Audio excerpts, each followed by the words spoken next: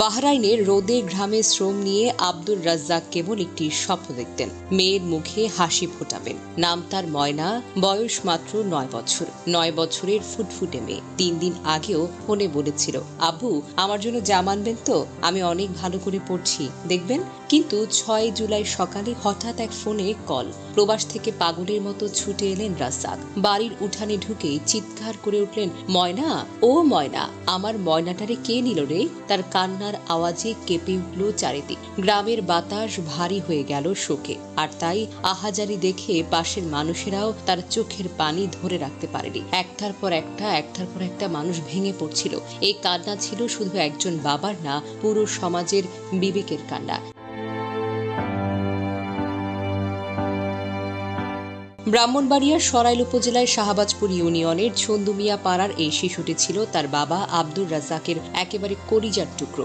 Bahrain প্রবাসী এই বাবা দূর দেশ থেকে কঠোর পরিশ্রম করে পরিবারের জন্য একটু সুখের আশা পাঠাতেন, কিন্তু ফিরে এসে তিনি তার পাননি প্রাণপ্রিয় মেয়েকে। ময়নার নিষ্পাপ জীবনটি নির্মমভাবে কেড়ে নিয়েছে কিছু নরপশু, যারা তাকে পর মসজিদের দ্বিতীয় তলায় ফেলে রেখে গেছে। এমন নৃশংসতা কোনো জাতির কাছে, বিবেকের কাছে লজ্জাজনক। আমাদের সমাজে একটা নাবালিকা শিশু কি নিরাপদ নয়?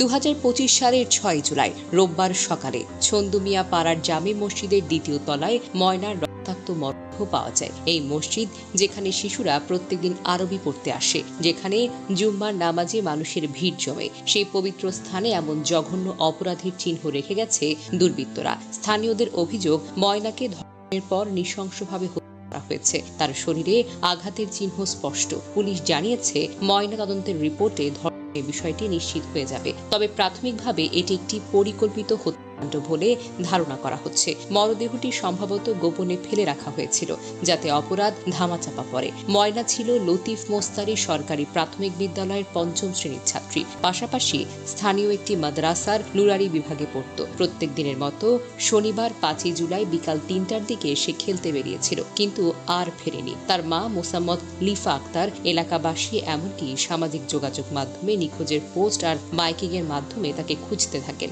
রাতে মা সরাইল থানায় একটি জিডি করেন, কিন্তু পরের দিন সকালে মক্তবে পড়তে আসা শিশুদের চিৎকারে ভেঙে যায় সব আশা। মসজিদের দ্বিতীয় তলায় একটি কক্ষে পড়েছিল ময়নার নিথর দেহ। ময়নার মা লিফা আক্তারের কান্না যেন থামছেই না। তিনি বলেন, আমার মেয়েটা কার কি ক্ষতি করেছিল?